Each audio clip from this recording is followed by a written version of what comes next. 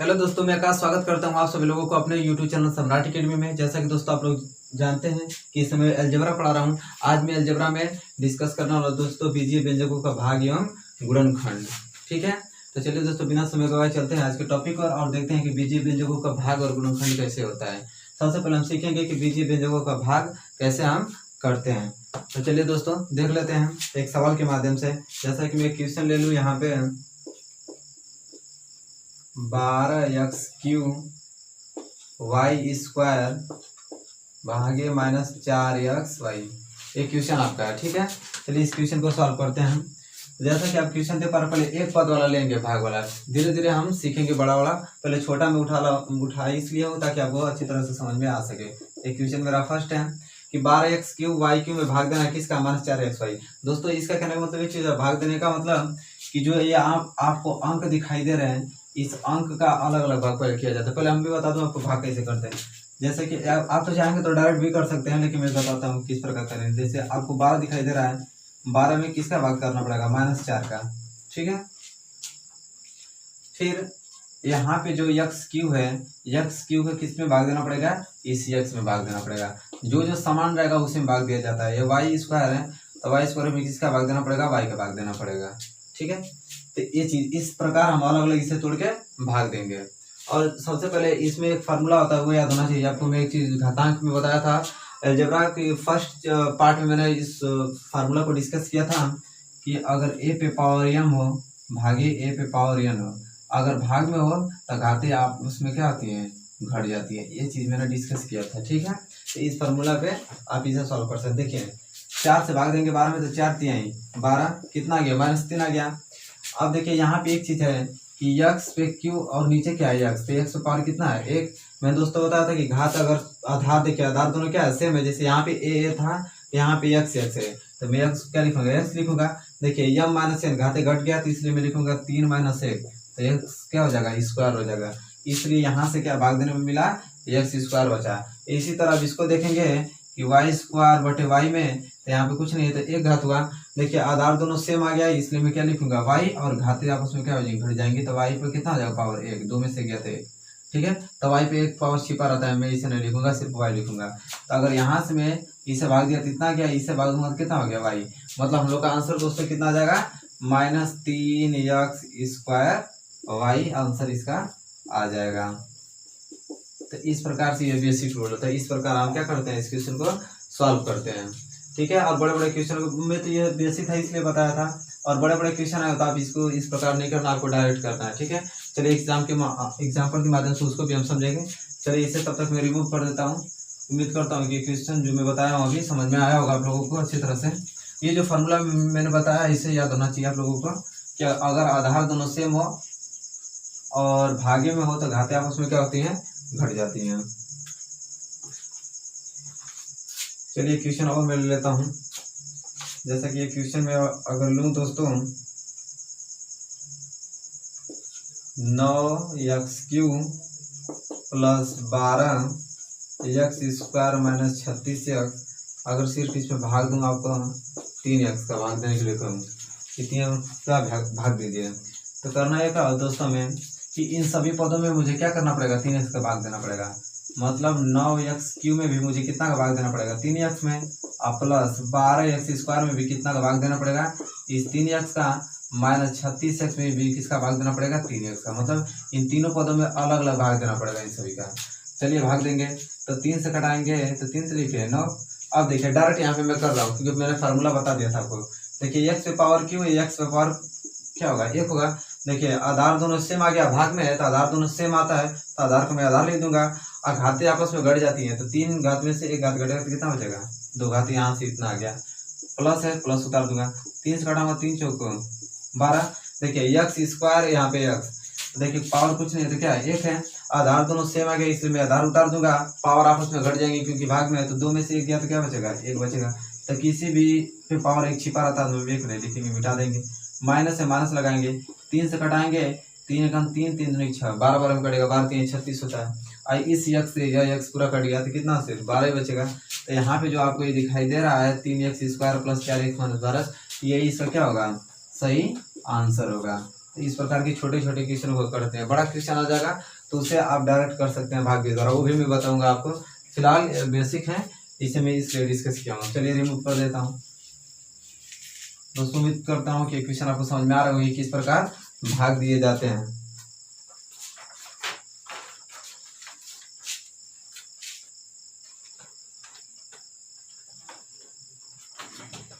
चलिए क्वेश्चन उठा लेता हूँ, उसको देखता हूँ बड़ा वाला। अगर मैं आपको कह दूँ, देखिए 2x माइनस 3 किस प्रकार के भाग आते हैं। देखिए इतने बड़े बड़े भाग आपसे पूछेगा, -6x² प्लस 17x माइनस 12। देखिए ये चीज है, इस प्रकार के देखिए भाग को किस प्रकार सॉल्व कर सकते हैं। अगर मैं कहूँ कि -6x² प्लस 17x माइनस 12 में भाग देना है किसका, 2x माइनस 3 का, तो हम किस प्रकार करेंगे। तो दोस्तों इसमें एक चीज ये चीज होता है कि जो आपको पहला पद दिखाई दे रहा है 2x, तो हम ये सोचेंगे अपने दिमाग में कि आखिर में 2x में मैं क्या गुणा करूँ कि आपका ये प्राप्त हो जाए -6x²। ठीक है, तो सबसे पहले तो मैं माइनस के लिए प्रयास करूंगा। देखिए क्या होता है दोस्तों कि यहाँ पे देखिए, यहाँ पे क्या है, कुछ नहीं तो क्या सिंपल प्लस है। अब बताइए कि अगर मैं प्लस में प्लस का गुणा करूँ तो प्लस ही आएगा, तो मुझे माइनस यहाँ बनाने के लिए क्या करना पड़ेगा, प्लस में मुझे माइनस का गुणा करना पड़ेगा, तभी तो यहाँ पे माइनस आएगा। ठीक, तो इस प्लस में यहाँ पे मैं क्या लूंगा, कितने बार भाग जाएगा, पहले -12, तभी तो मैं इस प्लस का गुणा इस माइनस में करूंगा तो यहाँ पे क्या आएगा, माइनस आएगा। ठीक, तो माइनस का काम हो गया। अब देखिए 6 लाना है, तो 2 में मैं किसका गुणा करूंगा तो 6 आ जाएगा, मतलब 3 का। तो यहाँ पे मुझे क्या लिखना पड़ेगा, 3, क्योंकि 2 में तब 3 का गुणा करूंगा तो क्या आ जाएगा आपका 6 आ जाएगा। अब रही बात यक्स का, अब बताइए यक्स में मैं किसका गुणा करूँ कि x² हो जाए। तो यक्स में दोस्तों जब हम यक्स का गुणा करते हैं तभी तो x² होता है, तो मुझे यहाँ पे क्या लेना पड़ेगा, x लेना पड़ेगा। मतलब अब दोस्तों यहाँ पे मुझे मालूम चल गया कि अगर 2x में अगर -3x का गुणा करूँ तो आपका क्या आ जाएगा, -6x²। देखिए प्लस में तब माइनस का गुणा करूंगा तो -2×3 6, यक्स में x का गुणा किया तो x² आ गया। ठीक, इस प्रकार बनाते हैं। अब देखिए इसका भी गुणा होगा तो यह माइनस का गुणा इस माइनस में होगा तो क्या होगा, प्लस। और फिर 3 का गुणा तब इस 3 में करेंगे तो 3 तो लिखे 9, ये तो x आएगा उसके साथ, तो 9x हो जाएगा। मतलब 3x में अगर 3 गुणा करूँ तो कितना आएगा, 9x आएगा। अब चलिए इसे घटाएंगे, तब यहाँ से घटाएंगे दोस्तों सिंबल चेंज हो जाता है आपका। ये जो माइनस होता है किसमें कन्वर्ट हो जाता है, प्लस में। ये जो प्लस है किसमें कन्वर्ट हो जाएगा, माइनस में। अब देखिए यह -6x² या प्लस 6x², ये आपस में क्या हो जाएगा, कैंसिल हो जाएगा। अब देखिए +17x और -9x, +17x -9x आपस में घटता है क्योंकि चिन्ह दोनों अलग अलग हैं। तो 17 में से 9 घटाएंगे तो दोस्तों कितना बचेगा, 8 बचेगा, क्योंकि 8 9 17 होता है। 8 बच गया। सिंबल किसका लगेगा, प्लस वाला, क्योंकि बड़ा यही है, तब प्लस लगा 8 हो गया, क्योंकि प्लस इसका इसी पर रहता है, 8 हो गया। इसके बाद ये तो x उतर जाएगा, मतलब 17x में से मैंने 9x घटाया तो 8x बचा, फिर माइनस इस 12 को उतार लूंगा। अब फिर भाग देना है। तो अब दोस्तों क्या होगा कि देखिए यहाँ पे प्लस है और यहाँ पे भी प्लस लाना है, तो जाहिर सी बात है मुझे यहाँ प्लस लिखना पड़ेगा, क्योंकि प्लस में तो प्लस को गुणा करूंगा तभी तो प्लस आएगा। ठीक, अब बताइए कि 2 में क्या गुणा करूँ कि 8 आ जाए, तो 2 में मुझे 4 को गुणा करना पड़ेगा। ठीक है, तो अब देखिए x के लिए क्या करना पड़ेगा, अब x के लिए कुछ नहीं करना पड़ेगा। देखिए क्योंकि 4 वहां पे लिखा हूँ, तो यह 2x है, पूरा 2x का गुणा अगर इस 4 में करूँ तभी तो 8x आएगा, तो यहाँ पे सिर्फ 4 रहेगा, क्योंकि 2x का गुणा तब मैं 4 में करूंगा तो आएगा 8x, मैंने लिख दिया। इसी प्रकार है माइनस का गुणा इस प्लस में होगा तो क्या आएगा, माइनस। इसी तरह 3 का गुणा तब मैं 4 में करूंगा तो 3 चौक 12। ठीक है, सिंबल चेंज हो जाता है, यहाँ प्लस है तो क्या हो जाएगा माइनस, या माइनस है तो क्या हो जाएगा प्लस। तो यहाँ पे कुछ नहीं, सिंबल तो प्लस होता है, शिपर आता है, प्लस और माइनस आ गया तो कैंसिल, और प्लस और माइनस आ गया तो ये भी कैंसिल। शेषफल कितना आ गया, 0। मतलब कि -6x² प्लस 17x माइनस 12 में अगर 2x माइनस 3 का मैंने भाग दिया तो कितना बार भाग गया, -3x प्लस 4। अगर दोस्तों आप चाहते हैं कि मेरा क्वेश्चन अगर चेक करना चाहते हैं कि क्वेश्चन मेरा सही है या गलत है, तो आपको सिंपली करना क्या है कि जो 2x माइनस 3 आपको दिखाई दे रहा है इसमें भाग दे दीजिए और गुणा कर दीजिए -3x प्लस 4 में, इसमें क्या कर दीजिए गुणा। अगर गुणा करने पे अगर इतना प्राप्त हो रहा है तो समझिए कि आपका आंसर जो आया है बिल्कुल सही आया है। तो इतना गुणा करने पे जैसा कि देख पाएंगे इतना ही आएगा। तो इस प्रकार से हम इन क्वेश्चनों को, बड़े बड़े क्वेश्चनों को सॉल्व करते हैं, यही तरीका होता है।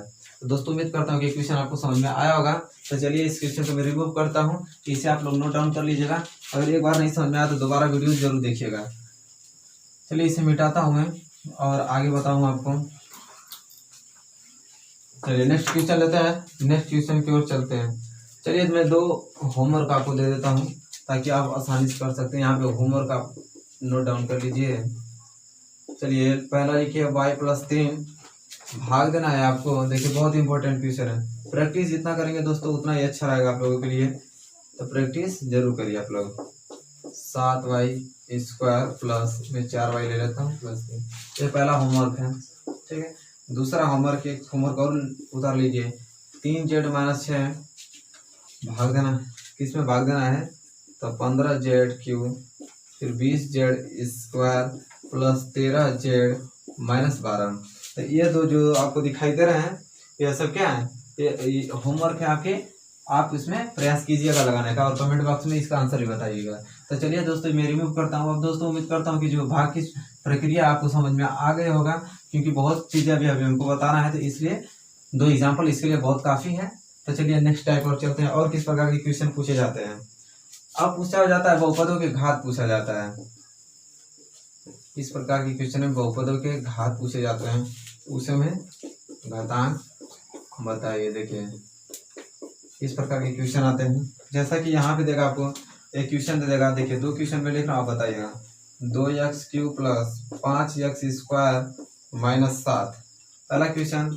दूसरा question 4x² minus 5x plus 3x4।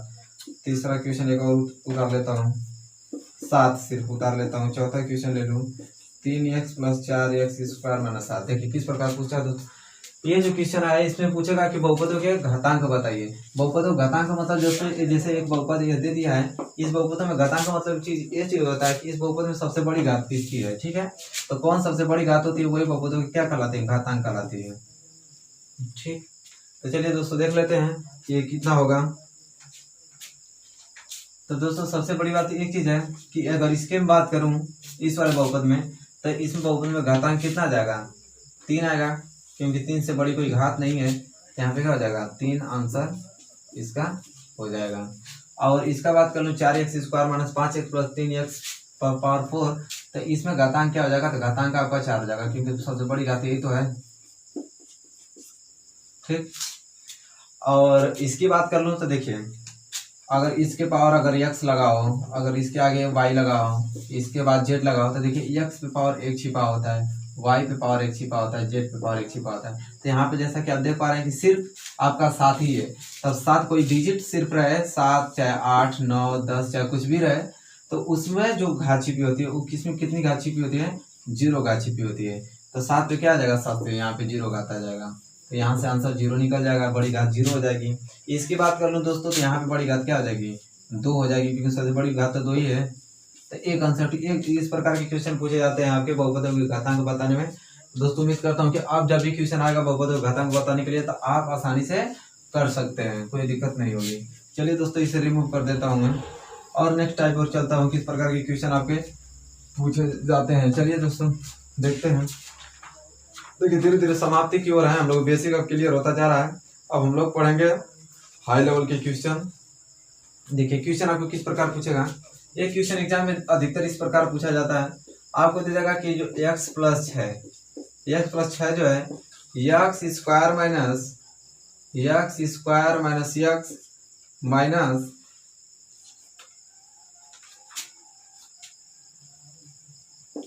4² का एक गुणनखंड है।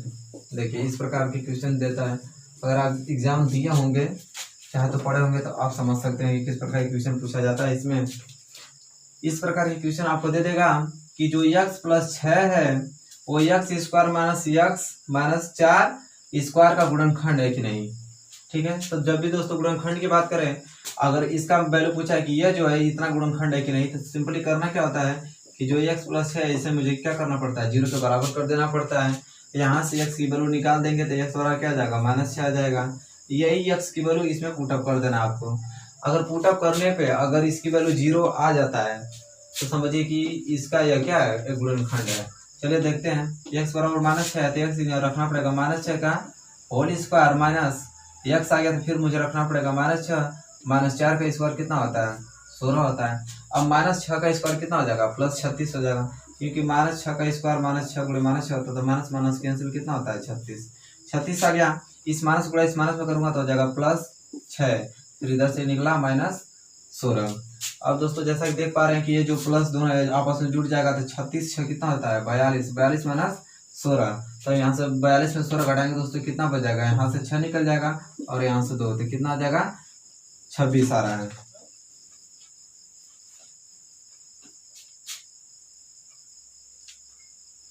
कितना आ रहा है 26 आ रहा है। तो जैसा कि देख पा रहे हैं आप कि ये 0 के बराबर नहीं है, क्योंकि अगर यहाँ पे 0 आता तो ये इतना की क्या कहलाता, गुणनखंड कहलाता, नहीं तो नहीं कहलाता। जैसा कि 26 आ गया है तो हम कहेंगे इसमें कि जो x + 6 है वो x² minus x minus 4 square का एक गुणनखंड नहीं है।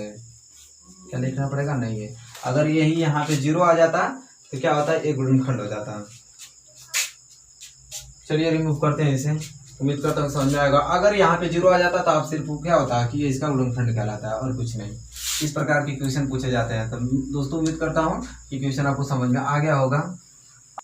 चलिए दोस्तों एक क्वेश्चन और ले लेता हूँ ताकि उस क्लियर हो सके अच्छी तरह से आपको कि गुणनखंड क्या होता है। जैसे x + 3 दिया है, x² + 3, और मैं कह दूँ कि x पे पावर 5 माइनस 9x का एक गुणनखंड है या नहीं, एक गुणनखंड है या नहीं। देखिए जो कह रहा है कि x² + 3 जो है वो x पे पावर 5 माइनस 9x का एक गुणनखंड है कि नहीं। दोस्तों मैं क्या बता रहा हूँ कि जो आपको x² + 3 दिया है इसे आप 0 के बराबर कर दीजिए। तो ये अगर यहाँ से x² की वैल्यू निकालेंगे तो यह +3 उधर जाएगा तो क्या हो जाएगा -3। दोस्तों एक चीज़ होता है कि जो इधर स्क्वायर में होता है उधर में भेजूंगा तो वर्गमूल में हो जाएगा। तो अगर x की वैल्यू निकालूँ तो क्या हो जाएगा, कड़ी में क्या हो जाएगा -3। तो x की वैल्यू क्या आ गया, कड़ी में -3 आ गया। तो यही x की वैल्यू यहाँ पे रख देना है। तो x पे पावर 5 है तो x में क्या रखना पड़ेगा मुझे, माइनस कड़ी में -3 पे पावर 5 और -9 पूरे x का वैल्यू क्या रखना पड़ेगा यहाँ पे, कड़ी में -3। तो देखिए कड़ी में -3 पे पावर 5 का मतलब ये चीज़ होता है दोस्तों कि 5 बार गुणा। इसी का गुणा मुझे कितना बार करना पड़ेगा, 5 बार गुणा करना पड़ेगा। ठीक है, 2 2 4 5 बार हो गया। ये चीज तो आगे से उधर रहेगी। ठीक है, तो पहले इतना को सॉल्व कर लेते हैं। देखिए 5 बार मैंने लिख दिया। दोस्तों एक चीज होता है यहाँ पे आप जानते होंगे कि कड़ी में 3 का गुणा कड़ी में 3 में करने में क्या प्राप्त होता है, 3, क्योंकि यहाँ से कड़ी हट जाती है सिर्फ क्या होता है 3।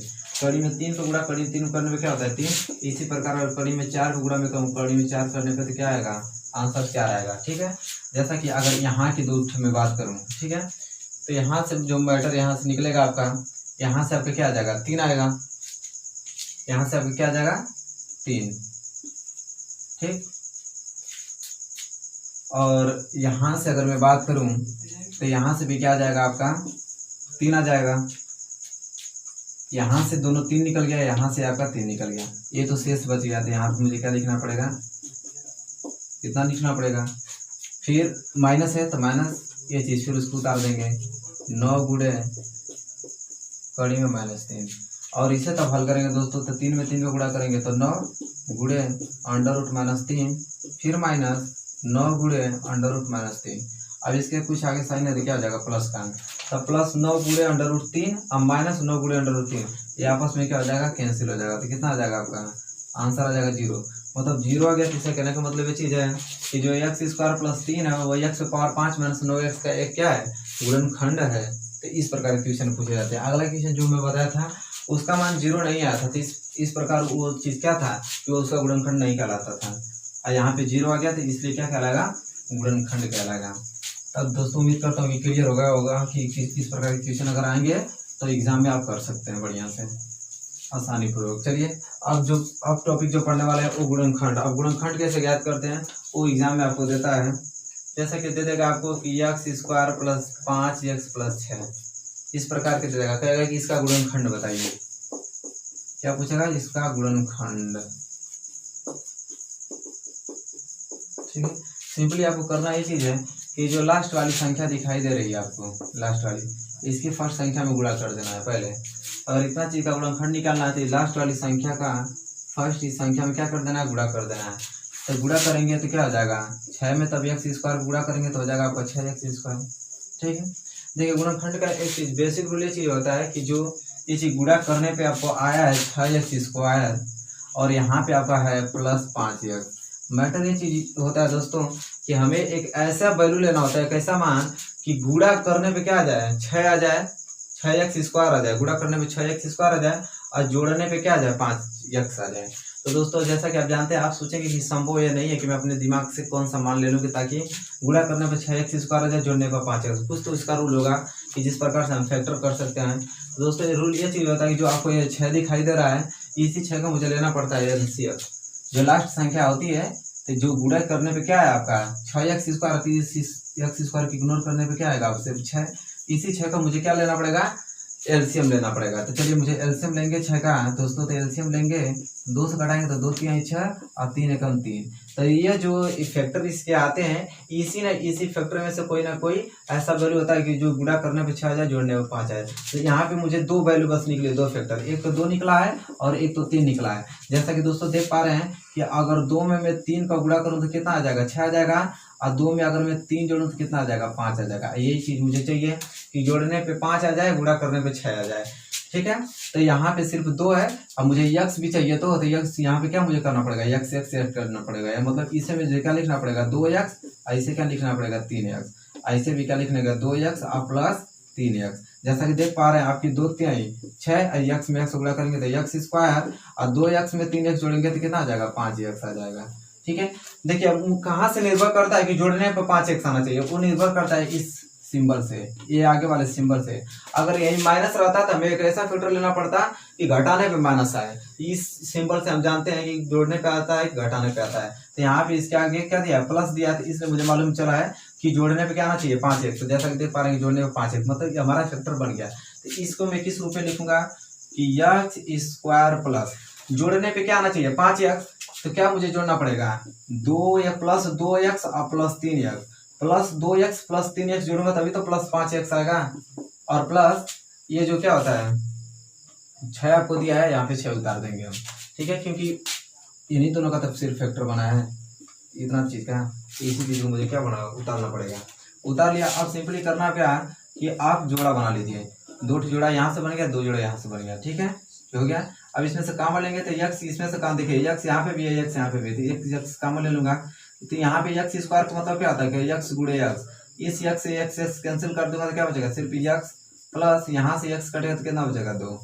ठीक, तो यहाँ से क्वेश्चन में क्या गया, x प्लस 2।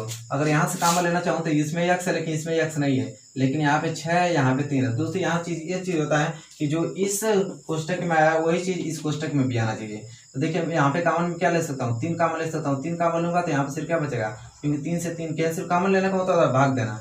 3 से तो 3 का भाग दूंगा तो सिर्फ क्या बचेगा, x प्लस 3 में तो 6 का भाग दूंगा तो 3 दूनी के 6 मतलब 2। अब देखिए इस कोष्टक में भी मेरा x प्लस 2 आ गया, इस कोष्टक में अगर दोनों सेम आ जाता समझ लीजिए क्या फैक्टराइज हुई है, बिल्कुल सही हुई है। तो इन दोनों का, दोनों जो आपका वैल्यू यहाँ पे आया है सेम कोष्टक में, इन दोनों को मिला के मुझे क्या लिखना पड़ता है, 1। तो यहाँ पे मैं x प्लस 2, यहाँ से दोनों में से एक कॉमन चूज लूंगा। ठीक है, तो x प्लस 2 यहाँ से मैंने निकाल दिया। यहाँ पे सिर्फ जो फैक्टर कॉमन लिए रहते हैं वो दोनों एक साथ जुड़ते हैं। यहाँ पे x आ गया और यहाँ पे क्या बचा, प्लस 3। तो यहाँ पे x प्लस 2 और x प्लस 3। ठीक है, ये इसके क्या होंगे, गुणनखंड होंगे। अगर चेक करना चाहते हैं कि मेरा आंसर जो है सही है कि नहीं है, तो सिंपली जो x प्लस 2 है और x प्लस 3, इन दोनों का आपस में अगर गुणा करेंगे, अगर इतना वैल्यू आ जाता है तो समझिए कि आपका जो फैक्टर किए हैं वो बिल्कुल सही है। तो दोस्तों उम्मीद करता हूँ कि क्वेश्चन जो मैं बताया हूँ इससे आप कोई भी फैक्टर आएगा तो आसानी पूर्वक कर सकते हैं। ठीक है, एक एग्जाम्पल के लिए बहुत काफ़ी है। चलिए तो मैं होमवर्क दे देता हूँ, इसी प्रकार आपको करना है। वीडियो को 2-3 बार देखिएगा, अगर नहीं समझ में आए ध्यानपूर्वक धीरे धीरे बनाना सीख जाएंगे आप इसमें, क्योंकि कोई भी चीज़ पहली बार जल्दी समझ में नहीं आती है दोस्तों। अगर पहली बार पढ़ेंगे तो थोड़ी दिक्कत होगी, इसके बाद धीरे धीरे करते करते आप काफ़ी अनुभव लग जाएगा आपको। क्योंकि दोस्तों कोर्स बहुत लंबा है, अलजेब्रा को मुझे बहुत काफ़ी चीज़ बताना है आपको। एक ही सवाल पर अगर रहेंगे तो कोर्स कंप्लीट नहीं हो पाएगा। चलिए होमवर्क में आपको दे देता हूँ, ये सारे होमवर्क आपको करना है सही सही, और कमेंट बॉक्स में आंसर भी इसका बताना है। जैसा कि इसका फैक्टराइज कीजिएगा, m² प्लस 11 m प्लस 24, इसका कीजिएगा। बहुत सारा क्वेश्चन दे रहा हूँ आपको ताकि आप आसानी से कर सकें। इसका करिएगा, देखिए सब उसी प्रकार होगा। ठीक है, a² प्लस 3 -10। सिंपली आपको करना क्या चाहिए कि इसकी मल्टीप्लाई इसमें करना है, इसकी मल्टीप्लाई इसमें करना है। ठीक है, जैसे 36 का गुणा x स्क्वायर में कितना आ जाएगा 36y²। अब 36 का मुझे क्या लेना पड़ेगा एलसीएम, 36 का एलसीएम लीजिएगा, उसी में से उसी ना कोई फैक्टराइज मिलेगा कि गुणा करने पे क्या आ जाए 36 आ जाए, और देखिए इस जोड़ने पे क्या आ जाए 9y है। अपने दिमाग से सोचिएगा, धीरे धीरे बनाना सीख जाएंगे आप। तो चलिए इसे रिमूव कर देता हूँ। तो दोस्तों आज के लिए बस इतना ही, क्योंकि देखिए यहाँ आज से बेसिक आपका क्लियर। एक चीज आपको मैं बता दूं कि आज से आपका बेसिक समाप्त, इतना ही बेसिक अब तक था। अब मैंने कम से कम ये मेरा पार्ट 12 है, ये मेरा पार्ट कितना है 12 है दोस्तों। तो समझिए कि पार्ट 1 से लेके पार्ट 12 तक सिर्फ क्या चले हैं आपके बेसिक चले हैं, सिर्फ बेसिक। आज से मैं बेसिक आपको कंप्लीट कर चुका हूं। अब जो कल से दोस्तों मैं बताने वाला हूं, वो जो क्वेश्चन आएंगे वो हूबहू आपके सिर्फ एग्जाम के प्रीवियस ईयर के क्वेश्चन रहेंगे, और वो सिर्फ हाई लेवल के क्वेश्चन है। एक भी क्वेश्चन आपको छोटे देखने को नहीं मिलेंगे, ठीक है, एक भी क्वेश्चन ऐसे नहीं मिलेंगे ताकि छोटे हो बेसिक हो, सारे क्वेश्चन हाई लेवल के। तो कल से दोस्तों तैयार हो जाइए बस हमारे साथ पढ़ने के लिए हाई लेवल के क्वेश्चन, क्योंकि अब तक तो बेसिक चल रहे थे, बेसिक मैंने क्लियर कर लिया। तो क्योंकि दोस्तों देखिए बेसिक से मिलकर हाई लेवल बने हैं, तब तक आप पार्ट 1 से लेकर पार्ट 12 तक अच्छी तरह से अगर आपको नहीं आएगा, तब तक हाई लेवल के क्वेश्चन जो कल से कराऊंगा वो आपको उतने अच्छे ढंग से समझ में नहीं आएंगे। जब तक ये चीज क्लियर आएगा तब आप आसानी से कर सकते हैं। तो दोस्तों पहले जाकर इस वीडियो को जरूर देखिए। तब तक के लिए आज के लिए बस इतना ही रखते हैं। अगर दोस्तों मेरी वीडियो अच्छी लगी हो तो प्लीज इसे लाइक करें और कमेंट करके बताएं कि वीडियो आपको कैसी लगी है, और ज़्यादा से ज़्यादा इस वीडियो को शेयर कीजिए, क्योंकि ताकि सभी लोग की बेसिक कंप्लीट हो जाए और कल से हाई लेवल की सारे क्वेश्चन करिए। और अगर मेरे चैनल पे आप नए हैं तो चैनल को जल्द से जल्द सब्सक्राइब करिए। तब तक के लिए दोस्तों धन्यवाद, मिलेंगे नेक्स्ट वीडियो में।